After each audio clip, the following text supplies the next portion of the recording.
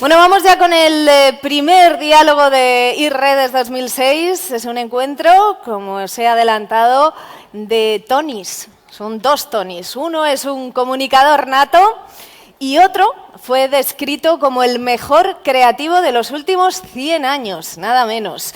Juntos han unido sus conocimientos en la última campaña digital de Pull&Bear, han dado protagonismo a la música, al vídeo online y a los usuarios de la marca, o los potenciales usuarios de la marca. Son Tony Segarra, que es el cabeza pensante de lemas como «Te gusta conducir», «¿A qué huelen las cosas que no huelen?», os sonarán.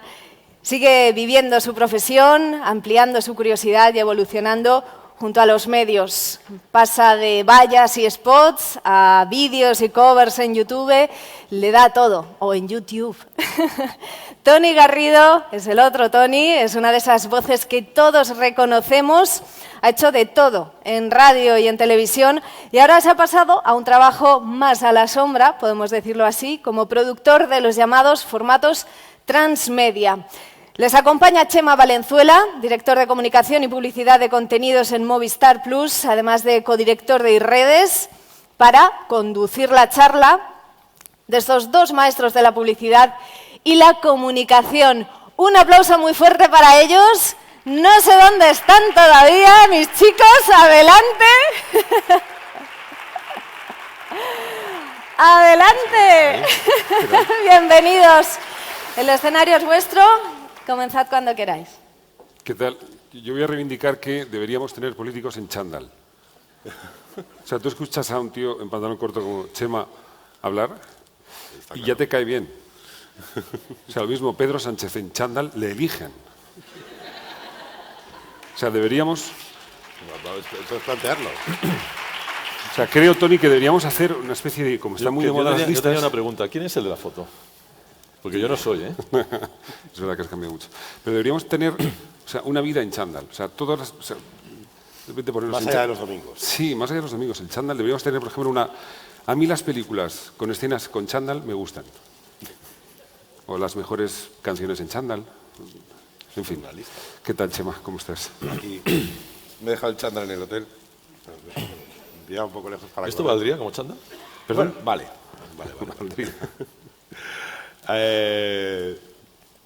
Hemos venido hablando de chándales, a priori. Sí. Veníamos hablando de eso, que es el tema. Porque vamos a hilar con lo ¿Puedo contar lo que he aprendido? Eso es.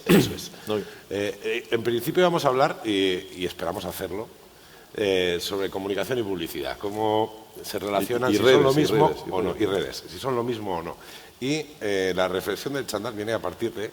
Bueno, yo particularmente he venido aquí a aprender y ya lo he hecho. Estábamos aquí escuchando la anterior charla con Chema y ha habido una pregunta última sobre el postureo.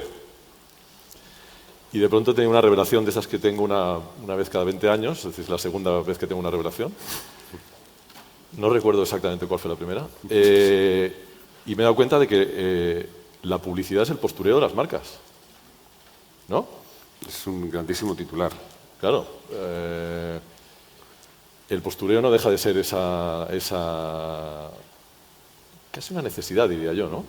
Pero también esa intención de mostrarnos de una manera positiva o relativamente falsa, idealizada, hacia el mundo, ¿no? Y al final eso es un poco lo que hacen las marcas con la publicidad, ¿no? Por tanto, las marcas, y volviendo al tema original, con la comunicación sucede un poco lo mismo, porque no deja de ser...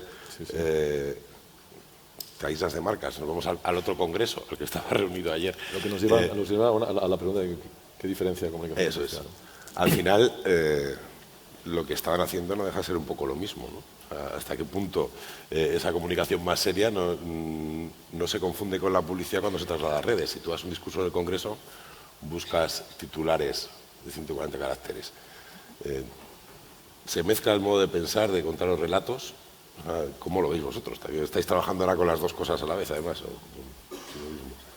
Bueno, en el fondo lo llamativo es que no ya ha ocurrido antes, es decir, que la publicidad y la comunicación, entre comillas, como que se han ignorado, y dice Tony, y probablemente con razón, porque son competidores. La publicidad hasta ahora competía con los medios, llamaba la atención, y unos y otros lo que buscábamos era llamar la atención. Yo creo que en estos nuevos tiempos pues hay que hacerse amigo de mucha más gente y hay que acabar hablando con quien pensabas que en principio no tenías mucho de lo que hablar. Nosotros este año hemos tenido una aventura común, hemos puesto en marcha un proyecto de todo lo que viene ahí es alegría, y todo lo que nos ha permitido es conocer y aprender. Y yo creo que, fíjate que me parece que vivimos tiempos, a mí me parecen muy interesantes, donde están pasando muchas cosas, donde las reflexiones tienen más que ver con es lo de la vida imitando el arte imitando a la vida. Mencionabas antes a McLuhan, Tony. El medio es el mensaje, el chándal es el mensaje. ¿Veis? Cada vez que dices chándal es divertido, ya es una palabra divertida. Sí que me parece que es un buen momento para ponerse a hablar. Señores, todo lo que hemos hecho tiene una validez en su momento y en su contexto la tenía, pero quizá ahora debemos hablar debemos utilizar otros códigos en los que tenemos que estar de acuerdo, eso seguro. Claro, lo curioso, yo creo, cada vez tengo más claro que en realidad, o sea, yo procedo, se supone, de la publicidad, lo que llamamos publicidad tradicional ahora, ¿no?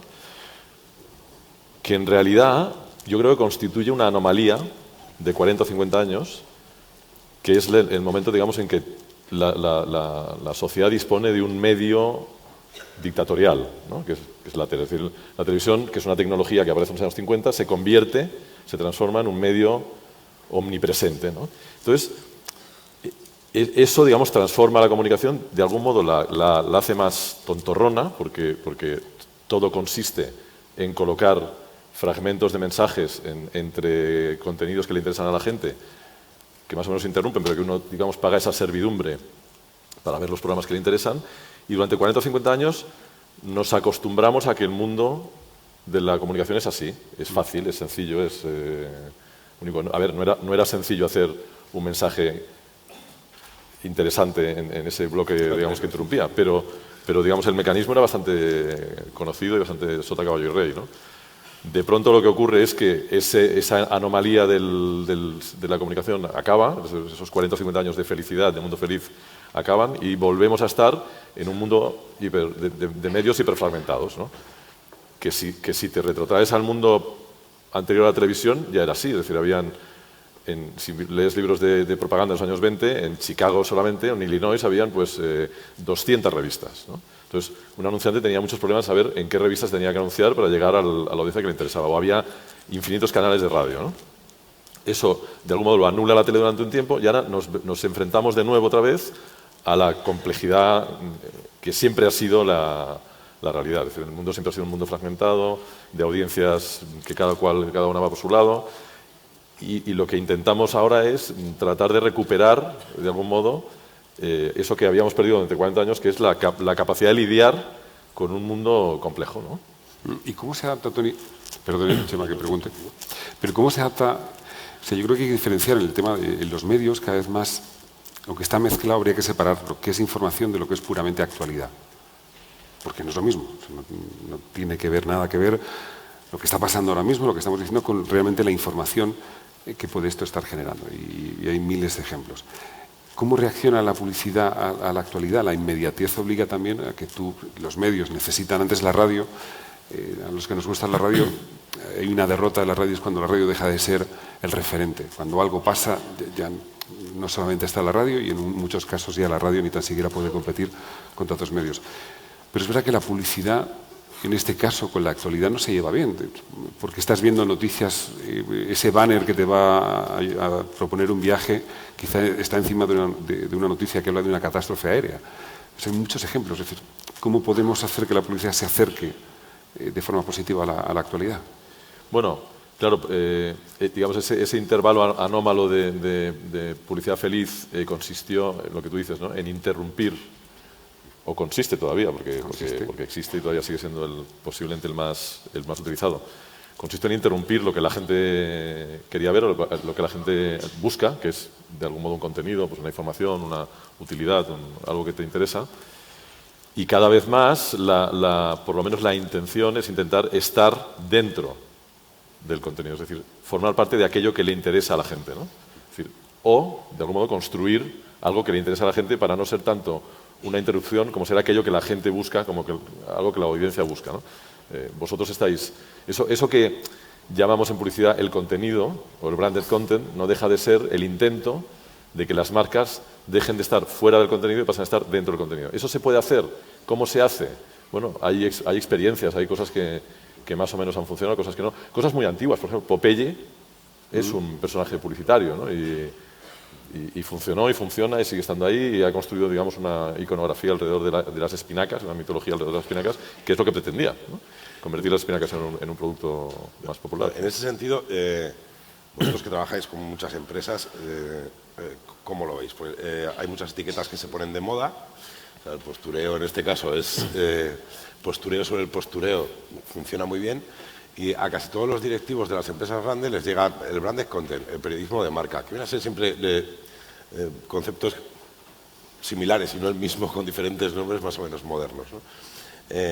Al final, de algún modo, llegan encargos para este tipo de contenido, ¿hay disposición a arriesgarse en ese modo nuevo de contar las cosas? ¿O llegan, no, mira, Tony, quiero un spot, quiero un programita enlatado con mi patrocinio estándar? ¿Hay predisposición a ese riesgo o no? Yo diría que hay mucha predisposición, cada vez más, también mucho miedo a arriesgarse y fallar, ¿no? Y es verdad que digamos, la televisión o los medios de siempre siguen siendo un valor refugio importante, porque la verdad es que no han dejado de funcionar. Funcionan menos, pero funcionan. Y no solo funcionan, sino que funcionan mucho mejor con las redes, por ejemplo, como amplificadores. Es decir, hoy en día, cuando aciertas con un spot, tienes la ventaja de que las redes lo pueden convertir en noticia, ¿no? Cuando aciertas con un mensaje tradicional, se pueden viralizar o se pueden transmitir de un modo jamás imaginado, porque existen las redes, ¿no? Porque nosotros como audiencia nos hemos convertido a nuestra vez en canales emisores, ¿no? Entonces, bueno, sigue habiendo, digamos, una sensación de que ahí estoy bien, estoy tranquilo, estoy refugiado. Pero sí, claro, hay una predisposición notable, predisposición mucha, capacidad de tomar riesgos menos, pero nos vamos acercando. Y en ese sentido, ¿se entiende que las métricas no pueden ser las mismas o que acabarán siendo distintas? Las métricas, las métricas. Las métricas, no. Hablando de... Perdona, Chema, es que has dicho algo muy interesante cuando has mencionado los canales, ¿no? Antes era antes, hace un tiempo, esto que estáis haciendo, la mayoría era de muy mala educación. O sea, tú antes ibas a un sitio y si veías a alguien así, que te estoy hablando. Esto era así, era de muy mala educación. De hecho, que tuiteen mucho quiere decir que estamos diciendo cosas muy poco interesantes. Bueno, no lo sé. Es que, claro, el hecho de tener un canal tampoco no te convierte en alguien interesante. O sea, ahora ya basta, para escribir un libro basta con tener algo que decir y decirlo. Pero si tú te yo diría, eso es una reflexión, yo diría que no tener un canal te convierte en alguien más interesante. Probablemente. Sí, esto lo dice Tony desde la experiencia. No, pero es verdad. Hashtag, no sé qué. Tony no tiene redes, es el hashtag de la conversación. Pero lo que voy es que, de una forma muy sencilla, hemos cambiado los hábitos y nuestra relación con la publicidad, nuestra relación con los medios, y lo hemos hecho de una forma automática. O sea, disfrutar de algo, antes lo que era una señal inequívoca de desinterés y era ponerse a mirar el móvil o cualquier otra cosa, ahora es justo lo contrario. Ahora indica, oye, estos están diciendo algo, voy a compartirlo mientras compruebo el mail, mientras miro la aplicación, mientras le doy al Tinder. ¿Qué es lo que estáis haciendo? Lo sé. Entonces, hemos cambiado la relación y está bien, hemos evolucionado. Es muy darwinista, son los medios y la publicidad, probablemente sean un buen ejemplo del darwinismo mediático, ¿no? Es decir, vamos evolucionando. Tú querías unir lo de la evolución humana, que estamos, el lugar donde estamos, sí, con la charla, y lo has conseguido. Claro, es que como esto de los Tonys nos ha gustado, entonces hemos preparado, no sabemos todavía si es más estilo Bertín Osborne y Arévalo o algo quizá un poco más sofisticado. Tenemos en Burgos un espectáculo preparado que va a ser Omini 2. O Neandertal y cuál, que nos parecía incluso peor, ¿no? Estábamos un poco dudando de lo que vamos a hacer, pero cambian las relaciones y cambia, y a mí me parece muy interesante, cambia la moneda de pago, pagamos a través del tiempo o pagamos por una suscripción eliminando precisamente la publicidad porque odiamos la interrupción, o la aceptamos. Spotify, bueno, tú aceptas la interrupción y a cambio de eso yo te doy toda la música que tú quieras gratis, ¿no? Pero empezamos a tener relaciones distintas, por ejemplo, con la televisión. La televisión realmente se convierte en el televisor.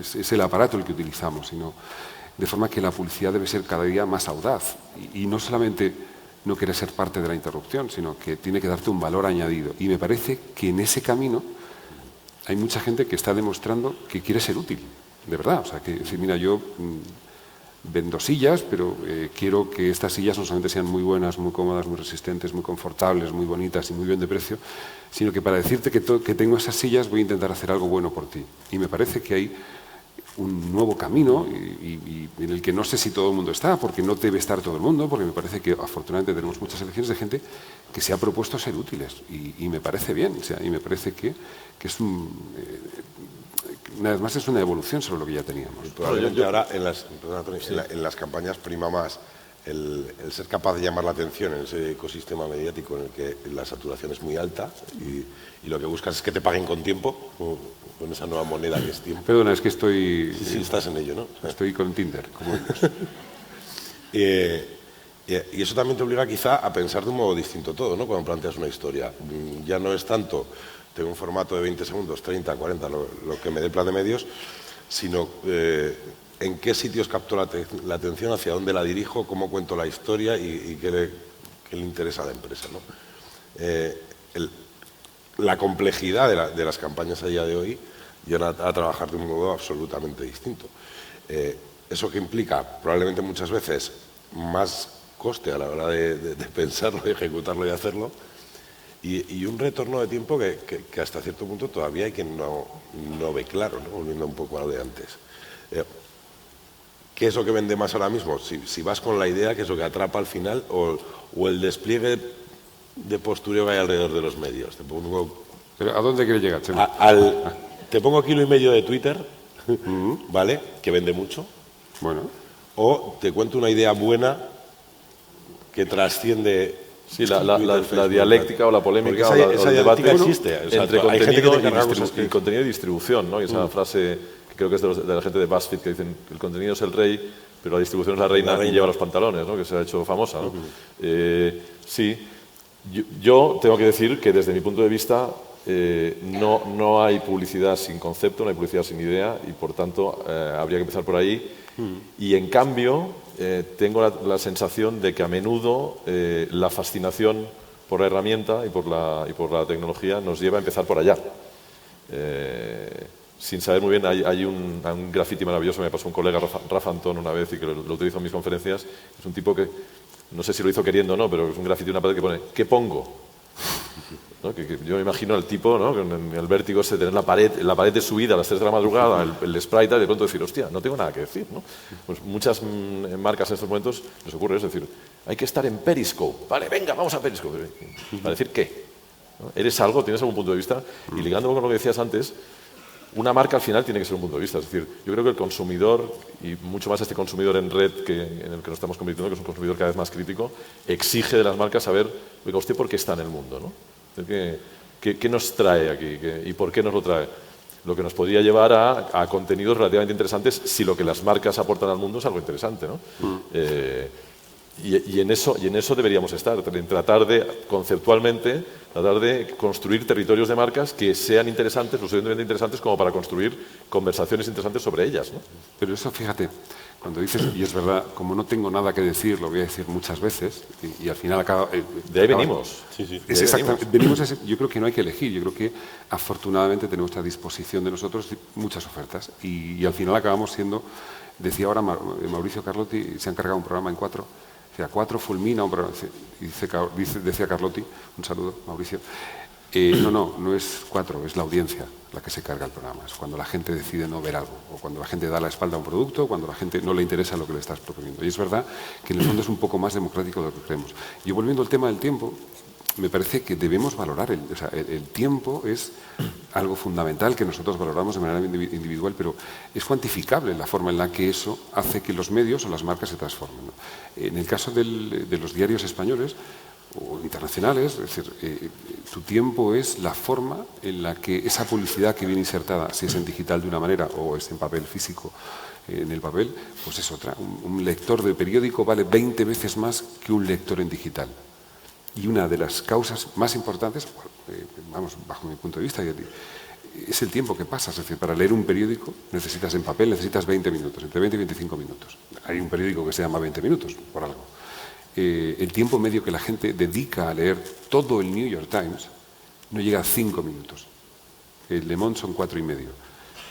Todo lo que ocurre en el mundo contado de la mejor manera por el referente no requiere ni 5 minutos, de forma que la exposición de esa gente a la publicidad en 5 minutos es muy leve, apenas titulares y un poco más, mientras que el lector está pasando una página, leyendo, es decir, es un cambio. La audiencia es el tema. Es decir, si estamos aquí y estamos hablando de publicidad, es porque en algún momento alguien entendió que podía construir una audiencia y venderla. ¿No? Porque al final Google hace eso, la tele hace eso, Basile habla de Telecinco como una fábrica de espectadores, ¿no? Fábrica de espectadores y luego los vendo. Por lo tanto, y lo que tú estás hablando es una cosa muy interesante, que es hasta qué punto la audiencia vale más o menos, es decir, cómo podemos cualificarla, ¿no? Es decir, no toda la audiencia es igual, ¿no? Podemos tener audiencias minoritarias pero que tienen mucha influencia. Audiencias, por ejemplo, en las redes, en general, lo que se empiezan a buscar ahora no es tanto emisores con muchísimo seguidor, sino emisores que tienen seguidores valiosos, ¿no? Que son capaces de arrastrar a otros seguidores, capaces de generar opinión, capaces de generar influencia, ¿no? Entonces, esa, digamos, cualificación de la audiencia es algo que no se había producido en la época anómala del comprar a peso, ¿no? ¿Y que, por ejemplo, es difícil, es una cosa que nos traslada muy bien Google, ¿no? Es decir, Google, que es la nueva publicidad masiva, lo que nos dice es, sí, yo tengo una audiencia, pero tengo una audiencia individualizada y además les pillo cuando están buscando algo. ¿Te interesan? ¿No? ¿Y hasta qué punto ese tipo de audiencia no acaba siendo absolutamente homogénea? Y me explico. Igual que Segarra es más interesante porque no tiene Twitter, y eso te da una especie de morbo detrás, o sea, hay un misterio detrás de la persona. Pero claro, Segarra no sabe lo que está diciendo la gente ahora, yo sí. Claro, él sabe lo que es Tinder. No. Eso homogeneiza también un poco a la audiencia. Están consumiendo, en el caso de las redes sociales, eslogans en lugar de información a una velocidad de vértigo en el que la capacidad de retención tampoco es muy alta, más allá de lo que te guardes que luego nunca miras.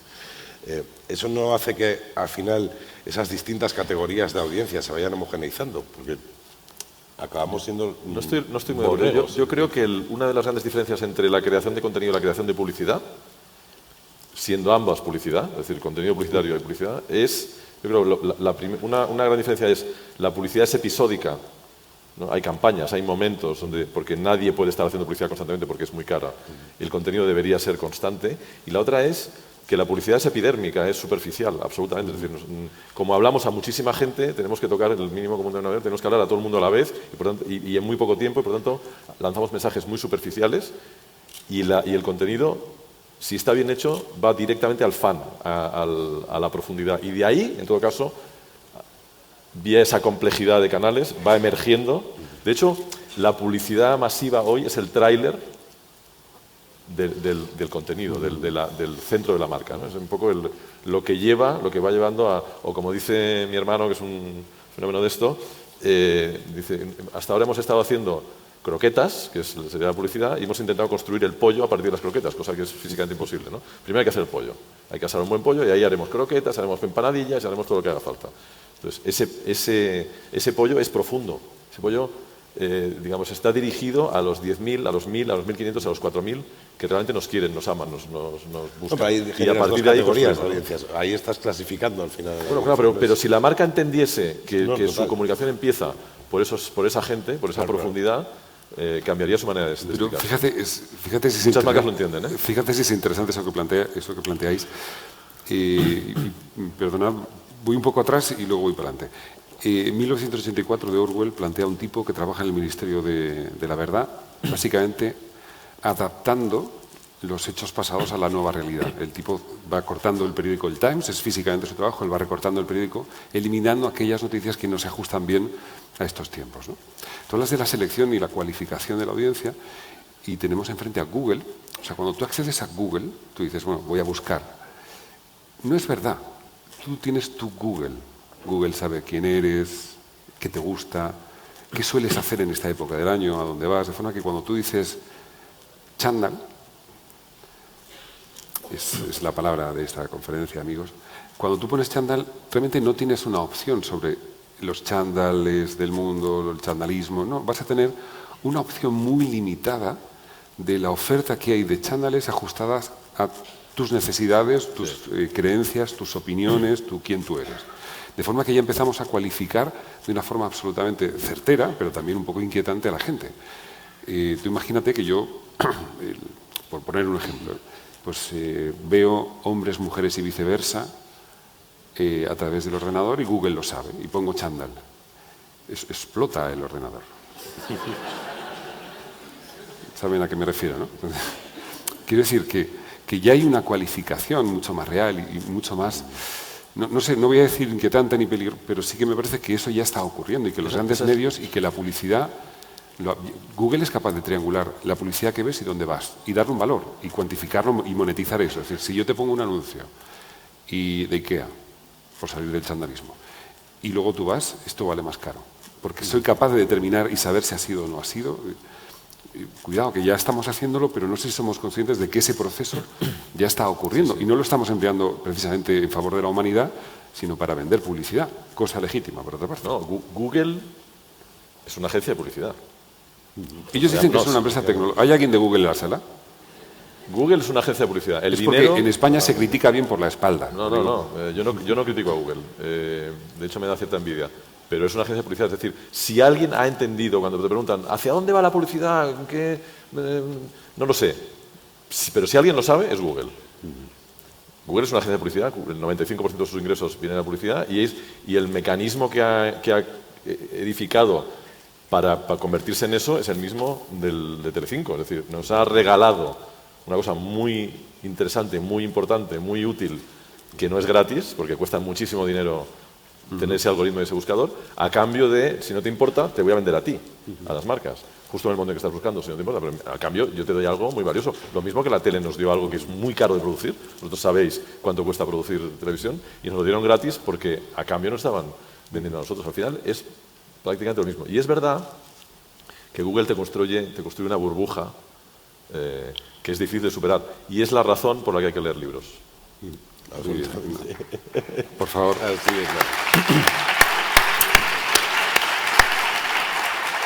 Que además podría ser una de las respuestas a ¿y tú por qué no tienes Twitter? Eso es. Además, en ese ha sentido... aplaudido una persona, por favor, acompañemos a esa persona. También se da el caso de que marcas como Google han conseguido generar un producto que la gente no percibe como producto. Sino que lo asumen como parte de su vida. No, han conseguido, no, yo creo que no, yo creo que han conseguido ser percibidos como un producto cuando son una agencia de publicidad. Pero tú crees que no, claro, ¿qué es Google? Un sí, buscador, ¿no? Absolutamente. Pero el usuario que está en su casa no piensa en Google como algo... Como una agencia de publicidad. No, en absoluto. O sea, parece una ONG. Para el usuario final. Y su eslogan... Esa es la maravilla que consigue Google. O su lema era eso de Don't be evil. Para eso ya estoy yo. Había una cosa en latín que me decía mi siempre mi padre, que era explicatio non petita, accusatio manifesta, que me parece que cuadra muy bien con este momento de la conversación. De todas maneras, es decir, no solamente por no cargar las cintas en Google, que es un... Esto de decir cosas en latín me convierte en un hombre claramente del siglo pasado. Sí. Sin Twitter, hablando en latín, estás jodido, Tony. Estoy jodido. De verdad. Pero por no cargar las cintas con Google, porque me parece, es verdad, que aporta un valor extraordinario, quizá no de la manera, con la transparencia que quizá estos tiempos necesitan, porque sería el fair use muy británico. Quizás deberían ser más claros con eso, ¿no? Si, oye, mira, no, yo no soy una empresa tecnológica, o sí, me baso en la tecnología, pero realmente mi producto consiste precisamente en hacer algo maravilloso y es proporcionarte un universo a cambio de saber exactamente quién tú eres. Pero si miramos las redes, fíjate, igual que deberíamos hablar con los grandes, con los Googles, los Facebook, con Twitter, deberíamos tener una relación distinta con ellos. Creo que, por ejemplo, en el tema de la publicidad y los medios, y no, de verdad, no quiero ir por ahí, hay el libro que ganó este año el premio ensayo de Anagrama, es un libro que se llama La ceremonia del porno. Y es un libro que... Ceremonia del porno.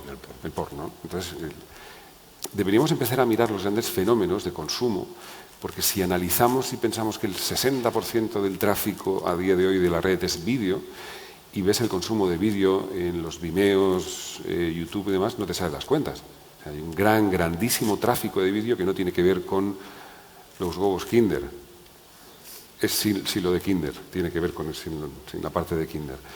Y deberíamos empezar a ver qué hace ese mundo, el mundo de la industria del Es porno. decir, con el momento en que la gente se quita el chándal, que tiene que ver. Ahí se quita el chándal. Ahí no hay chándal. Bueno, sí, depende. Pero quiero decir que ya hay formas de monetizar, y hay formas de implantar la publicidad, y hay formas de hacer... hay grandes experiencias colaborativas en esos entornos. Creo que tenemos muy buenos ejemplos, muy buenos, de verdad, y muy sólidos, como para pensar que tampoco se trata de inventar cada día una nueva forma de hacer, sino vamos a observar cómo consume la gente, cuánto tiempo emplea, qué es lo que gusta, qué es lo que no gusta, y a partir de ahí tener una idea muy clara de cómo la publicidad puede ser más efectiva y cómo puede ser cada día mejor y más útil, porque yo creo que sí que hay un empeño en el mundo de la publicidad. Parece que solamente el de los contenidos no hace, pero yo creo que hay un empeño muy claro del mundo de la publicidad por aportar valor y por ser útil en tu vida y por darte grandes herramientas y por hacerte descubrir y conocer. A hilo de esto, a mí me parece que un mensaje que hay que trasladar, yo intento trasladarlo siempre que puedo cuando estoy en alguna audiencia relativamente inteligente y masiva. ¿Cómo es el caso? Como es el caso. Y además están armados y lo utilizan bien. Es esta idea de en realidad, las redes lo que están construyendo o deberían construir es un consumidor crítico. ¿Y qué quiere decir un consumidor crítico? Aquel que entiende que el consumo conforma al mundo. Es decir, que comprar es un acto político. Es decir, cuando compramos, cada vez que compramos, estamos definiendo qué mundo queremos. Entonces, hombre, las redes y la tecnología nos están aportando una enorme cantidad de información alrededor de las marcas, de lo que hacen, de por qué lo hacen, de cómo lo hacen, de lo que hacen bien, de lo que hacen mal, que nos tendría que servir para consumir de un modo consciente, ¿no? Que no sé si estamos haciendo todavía. Es decir, yo creo que todavía tenemos una tendencia a tomarnos el consumo como algo frívolo, banal y tal, y no lo es. Y las redes y la tecnología son una gran herramienta para hacer que el consumo y el consumismo y ese sistema en el que vivimos se cometa más justo por nuestra acción. Porque estamos votando cada vez que vamos a un supermercado. Pero cuando hablas de eso, voy a recomendar un blog que se llama, una página que se llama Carrito de Combate, donde precisamente te ayuda a tener muy claro que cada vez que eliges un producto o eliges otro, realmente es un acto político, es un acto de concienciación o todo lo contrario, pero la forma en la que compras es una forma también la que tú te defines y Google lo sabe, por cierto.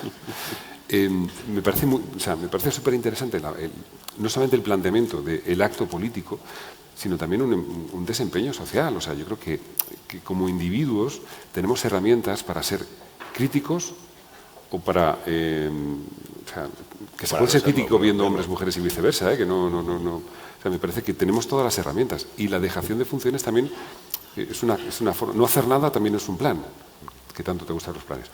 No hacer nada, no querer tomar partido, simplemente también es una acción.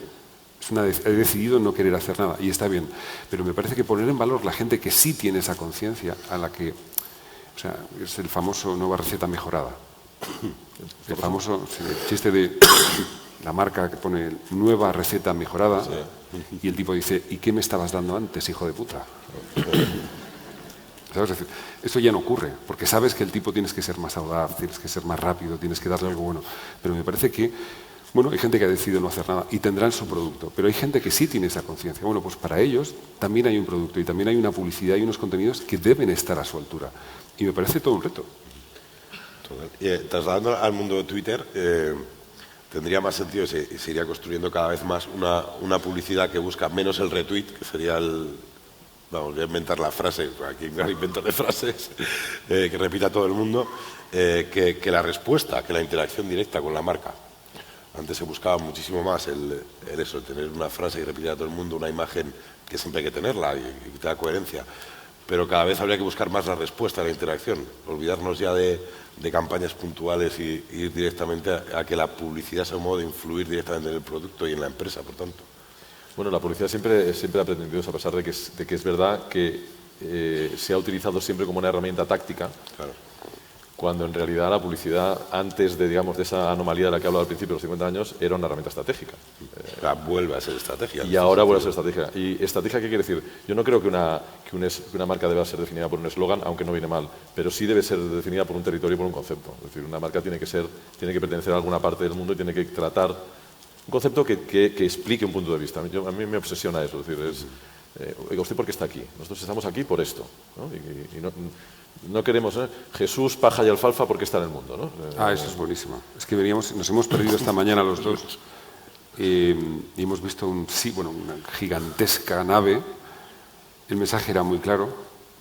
O sea, de esas veces que dices, qué bien este tipo. Era así a todo lo largo ponía Jesús, paja y alfalfa. Ya está. Y un burrito, ¿no? Había algo de Portal de Belén, algo quizá he sido yo en mi formación católica, pero había algo de Portal de Belén, ese Jesús inmenso, ¿no? Y paja y alfalfa, el burrito. Bueno, pues eso sí es una marca, obviamente. De hecho, voy a ver si le llamo y consigo la cuenta, porque me parece interesante ¿para qué está en el mundo? ¿no? O sea, cada marca, cada gente que aporta algo a este mundo de consumo, al gran supermercado que es el mundo, debería explicarnos. Y eso, al final, se tendría que poder resumir en un concepto, en un territorio, en un posicionamiento, en eso tan antiguo que es un posicionamiento, pero que hemos olvidado. Porque al final, si no tienes eso, lo que van a hacer contigo las redes y la fragmentación de los medios es fragmentarte a ti. Que eso es lo que tenemos. ¿Qué tenemos ahora mismo en el mercado?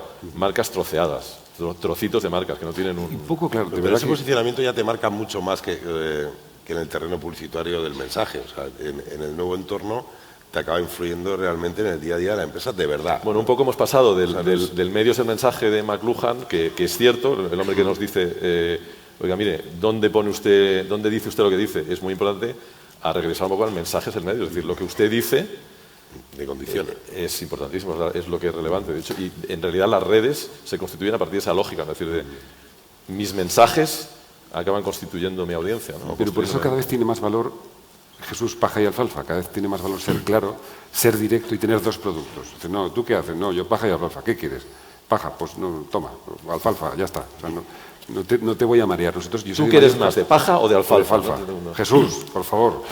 Yo que soy de Mallorca, se cuenta mucho ahí, el mallorquín en sí mismo es alguien no muy directo y teme mucho el no. O sea, teme mucho la acción directa en cualquier sentido. Tú llamas a alguien en Mallorca y te suena el teléfono, coges y dices, ya no como antes. Sí, estaría, Tony. Bueno, y si estaría, que le digo que se ponga, ¿qué hacemos? ¿No? Pero se cuenta siempre mucho la idea de un tipo que va a una tienda y dice, ¿tienen ustedes cordones rojos? Y dice el tipo, ¿cordones? Dice, sí. Dice, ¿rojos? Dice, sí. Dice, no vendemos cordones. Es que eso es la publicidad. Dice, no, sé claro, o sea, es muy importante. Y también ocurre, y vuelvo a apelar a la información, a la diferencia que existe entre la información y la actualidad, y debemos empezar a diferenciarlo, porque parece muy confuso todo, o sea, porque al final acaba todo, la publicidad, los contenidos, al final el contenido, el propio contenido es como una especie de, o sea, la parrilla de Telecinco es un autoanuncio de sí misma sobre lo que vendrá a continuación. Y esta noche Paquirrín, que es youtuber, por cierto, es verdad que Paquirrín se ha abierto una cuenta en YouTube. La actualidad es un concepto muy interesante, es un concepto al que hay que resistir. Digamos, la actualidad es una inercia extraordinariamente perniciosa en general, es decir, que nos arrastra a no entender, a no saber, a no reflexionar, a no tomar distancia. Sí, es peligrosísima la actualidad, tan necesaria como peligrosa, ¿no? Y es verdad que es una fuerza ante la que o resistimos o desaparecemos. Pero todo tiende a pasar por esa trituradora de la actualidad en algunos medios. Twitter ahora mismo... Y yo que soy conspiranoico, pues debe ser porque a alguien le conviene, claro. De hecho, la actualidad es el gran enemigo de la información. O sea, al final de ayer mucha gente en la votación, vuelvo al chandalismo del Congreso, al final de la votación de ayer, mucha gente se quedó con el beso de Pablo Iglesias... Y Xavier Domènech. Y de repente es como lo de hoy vemos esta imagen, veamos como el ministro de Guindos dice, se ha besado, mariquita. España y Cataluña, la nueva España y la nueva Cataluña besándose. Dices, no, eso es un gran anuncio. Claro, es decir, oiga, no, mire, esto... Podemos, después de Google, es la mejor agencia de publicidad del país. ¿Después? Podemos es una agencia de publicidad. Pero en un momento ya tenemos titular de la conversación. Sí. Todo es publicidad. Pero ¿por qué crees que Podemos es una agencia? Entremos ahí. Este tema tiene su interés. ¿Por qué crees que Podemos es una agencia de publicidad? No, porque son muy buenos. Primero porque son muy buenos y segundo porque estoy absolutamente convencido de que no nos dicen exactamente lo que piensan. Eso es lo que hacéis en que las es lo agencias de mismo publicidad. que hacéis todos vosotros en vuestros perfiles de Facebook.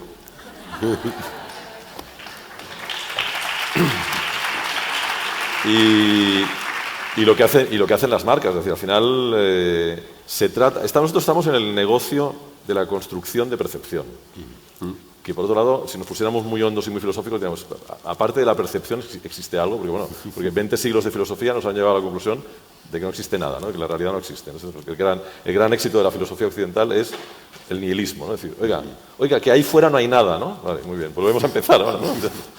Pues nosotros construimos percepciones, y la percepción se construye así, es decir, se construye lanzando mensajes que la gente recibe y que no son exactamente la verdad. Es decir, nadie vende su piso diciendo, oiga, mira, tiene goteras y el vecino ronca y se oye a través de las paredes porque son de papel. No. Ponte tú a vender un piso, ponte tú a vender un coche y luego quéjate otra vez de que las marcas te engañan. Volviendo al tema de actualidad de información, o sea, ¿no creéis que la mentalidad del trending topic nos está arrasando y confundiendo eso en ese sentido? O sea, el hecho de que ayer el beso del Congreso fuera noticia implica que nos vamos a olvidar de él absolutamente mañana, porque habrá otra anécdota similar. Se coge todo, se pone en el foco, se capta la atención, se desecha y la profundidad de la información se queda...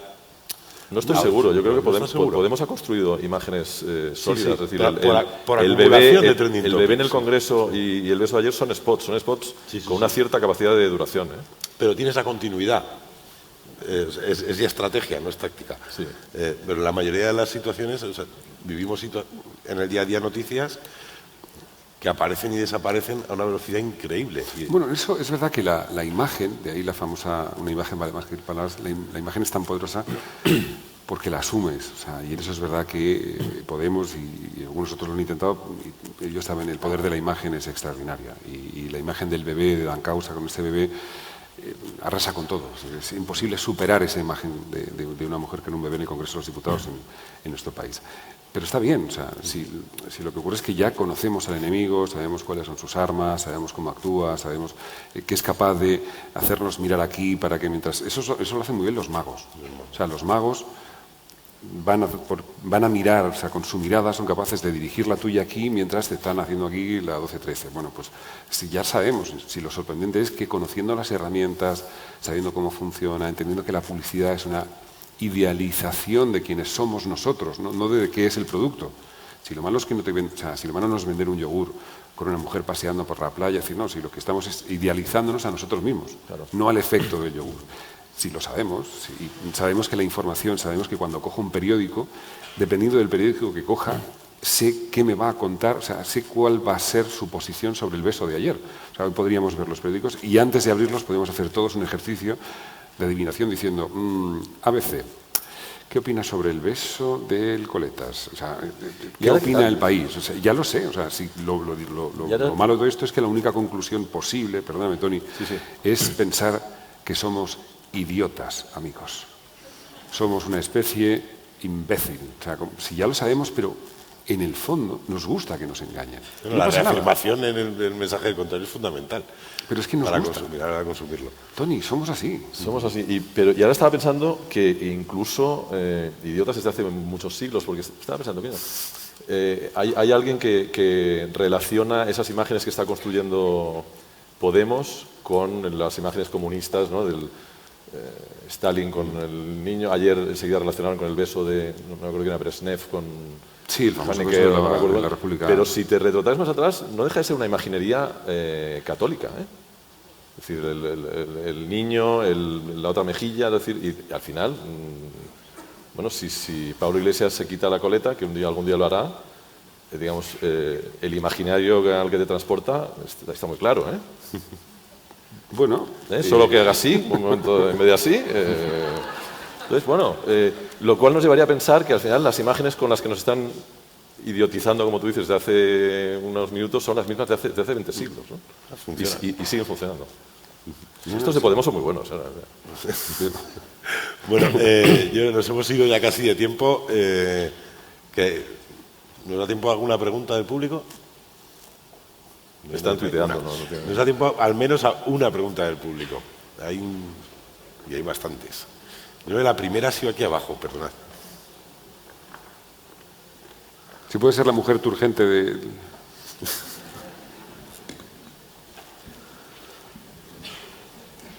ya no hay más gente para allá. No he podido elegir un sitio más lejos tampoco. Hola. O sea, era complicado. Yo tengo la pregunta de si Facebook tiene el potencial de proporcionar una nueva etapa dorada y tontorrona. ¿A la publicidad? Podría Ser ser. el sustituto de la televisión. Podría ser. Yo creo que Google es más el sustituto de la televisión. A ver, teniendo en cuenta que pasamos de una publicidad masiva, es decir, lanzo un mensaje común a una audiencia indiscriminada, a lanzo un mensaje individualizado a una audiencia masiva pero individualizada, lo cual cambia mucho las cosas. Es decir, pasamos de un mensaje, entre comillas, artístico, es decir, un mensaje que yo lanzo al mundo, a un mensaje algorítmico, en función de datos que yo conozco de ti y que por tanto me hacen construir un mensaje individualizado para ti. No sé si Facebook y Google me consta que quieren acceder como sea a la capacidad de generar mensajes artísticos, entre comillas, por llamarlo de alguna manera, a pesar de que me parece que nosotros no hacemos arte para nada, pero mensajes que utilizan, digamos, el lenguaje del arte. Y no lo consiguen, es decir, digamos, están muy fijados y son muy expertos en el lenguaje algorítmico y les cuesta mucho dirigirse a masas indiscriminadas, ¿no? Pero ese es el siguiente paso que quieren dominar. No lo sé, no sé si Facebook puede constituirse en una nueva época dorada de la publicidad, seguramente sí. De la publicidad tal como la hemos entendido durante 50 años, yo creo que no. Venga, una más. Toni, soy también publicista, es un honor tenerte aquí. Para mí eres el mayor creativo publicitario del país. Alguien te ha engañado, lo siento. Tú, por eso eres tan bueno. Quería preguntarte, en relación a esto que has comentado, ¿no?, de las marcas desfragmentadas, del cambio de posicionamiento continuo de las marcas, ¿es posible una marca, o sea, la creatividad es temporal, es posible que haya una marca consistente, creativa a lo largo del tiempo? La Iglesia Católica. Sí.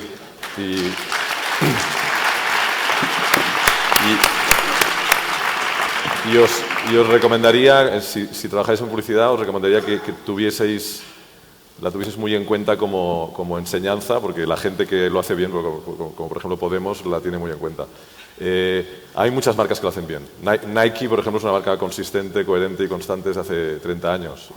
Red Bull es una marca de la que hay que aprender extraordinariamente. Hay muchas marcas que lo hacen bien, afortunadamente. Muchas. No es una rareza. Otra cosa es que no son la mayoría, pero se puede hacer y se puede hacer muy bien. Pues nada, Toni. Por eso sigo esto. Muchísimas gracias por estar esta mañana con nosotros. Gracias. Y gracias a vosotros por participar. Muchas gracias, Toni Garrido, Toni Segarra, Chema Valenzuela. Fantástica charla.